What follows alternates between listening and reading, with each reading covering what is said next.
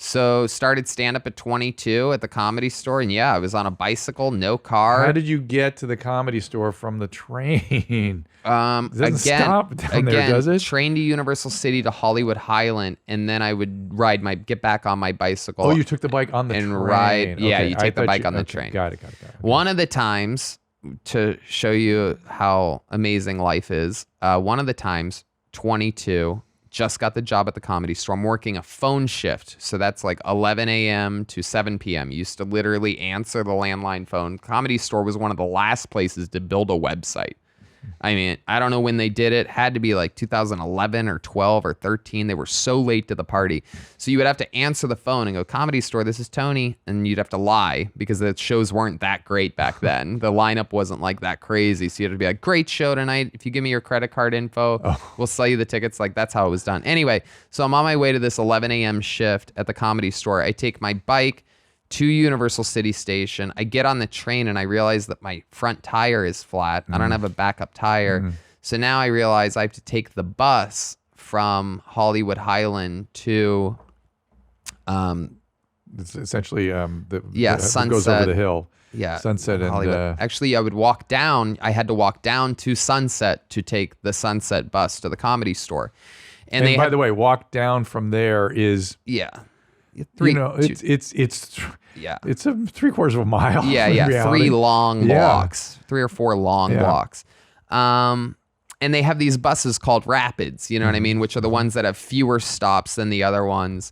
And one of the I forgot to tell you, it started downpouring. And the buses in Los Angeles are filled with wild people. Yeah. But again, it's not like New York. But a fun fact is that, again, coming from Youngstown, it was all a vacation to me. Yeah. Like, I'm like, this is heaven. Yeah. Like, bum piss, that's the least of our worries. This guy doesn't have a weapon. He's not threatening my mother. This is incredible.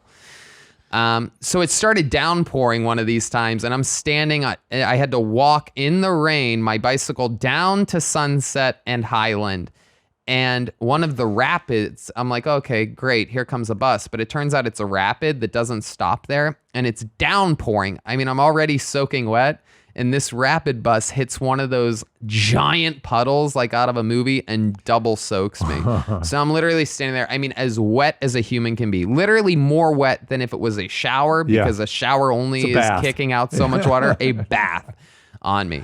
So, yeah, those were some of the low times. And it reminds me of what Pete Holmes had to do in the movie Crashing, where he had to chill out in front of the Comedy Studios. Yeah. You were doing the same thing, but on the phone lines. Exactly. Because LA didn't have the foot traffic. Right. So you would just do it on the phone. Interesting. And I mean, literally. And by doing that all day, they'd give you a couple minutes at night on the stage? Not even. They would give you a couple minutes on Sundays and Mondays. Yeah. But it was, for me, it was an opportunity to figure stuff out and Would you watch other comedians and study? A lot, yeah. Were you the kind of person that kept note cards and things of jokes, like Joan Rivers style? No, I would write on paper, but I would try to memorize it as hard as I could. It was really hard in the beginning, but as you get better at it, you end up writing better jokes that are worth remembering. Mm-hmm. You know what I mean? Mm-hmm. It's like when you're really excited to do something, I think that's how that also when stuff works. is in your head, you can put it together in different ways. Yeah. Synthesize it. But that was all like self-taught. And was there a break? Was there a moment where you're like, okay, now things are moving?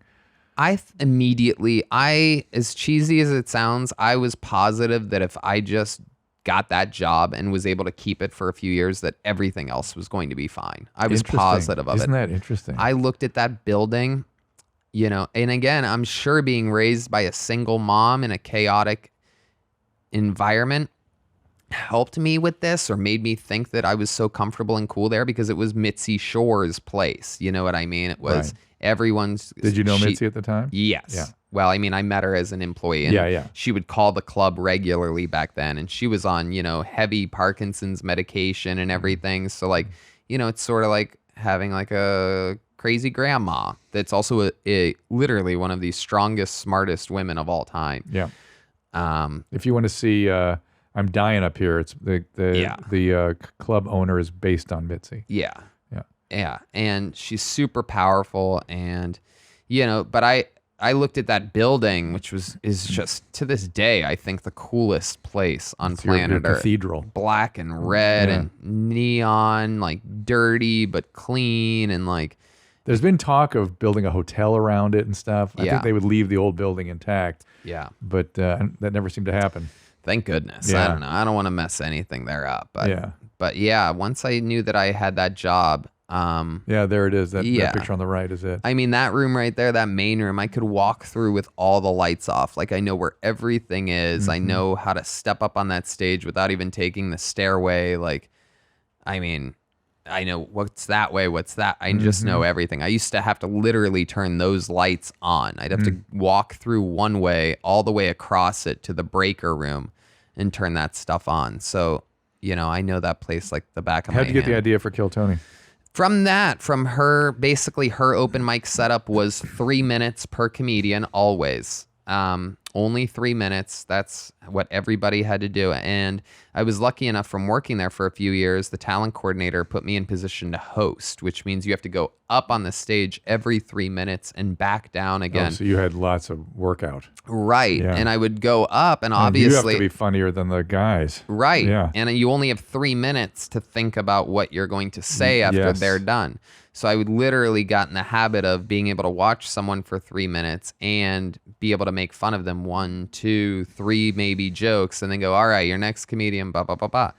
And so, but I realized very early on that while 3 minutes seems like a short time, it's also a very long time if someone's a newer comedian.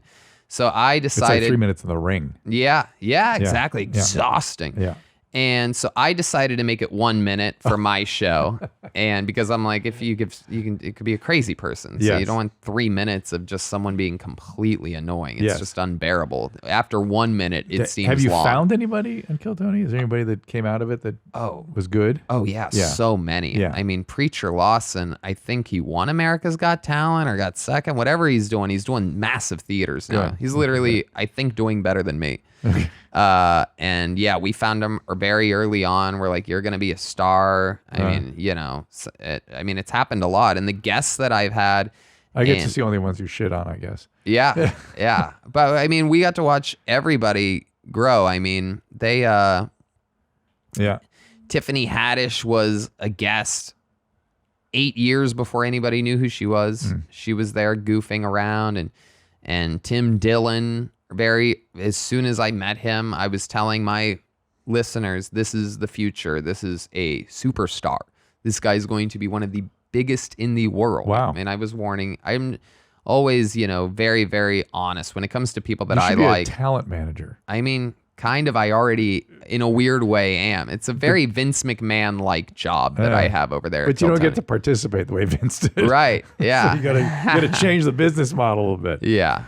Well, listen, I could listen. I can listen to your stories for longer than I'm supposed to. Yeah. And I appreciate you sharing them. Thank you. And just instinctively, when stories are that good, they can be put up on stage and films and TV and things like that. So think about it. Yeah. No, I definitely. I mean, there's a lot. And I like the fact that I was telling Tony off the air that I'm reading a diary of an attorney who was living through the Depression in Youngstown, and you see day by day how the city unravels. And this guy, the attorney, doesn't really understand economics. He's trying to come to terms with what's happening. He's trying to understand it. He's reading a lot while he's like going, I think I understand why this is happening and why that's happening. And you just see that things can get worse, and then they can get worse, and then they can still get worse. And that's something that I think we've lost track of here. Yeah. We've lived in very blessed time for quite a while. Jeez, totally. Yeah, I know. Yeah. And what's the future for you? Just keep doing Kill Tony? I love it, man. I love it. The show is constantly evolving. It throws off cousins. Yeah. It's got, like you said, in New York, it's got cousins. Oh, I mean, it's incredible. It's a whole universe of people because some of the people are regulars on the show. Yeah. If I really find somebody to be so entertaining, and I really think that I want to interview them once a week in front of a live audience.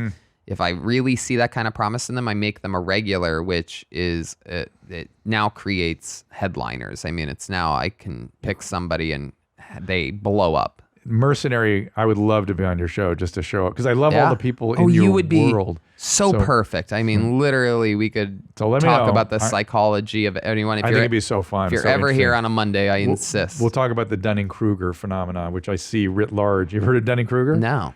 Oh, it's these two psychologists that wrote this theory about how it is that people can, let's say, an American Idol, get up there, sing like shit, and then believe they had sounded great. Right. It's a psychological phenomenon called Dunning-Kruger. Well, that should be the name of my podcast. It should be the name of your podcast. I know. It's the Dunning-Kruger on Parade.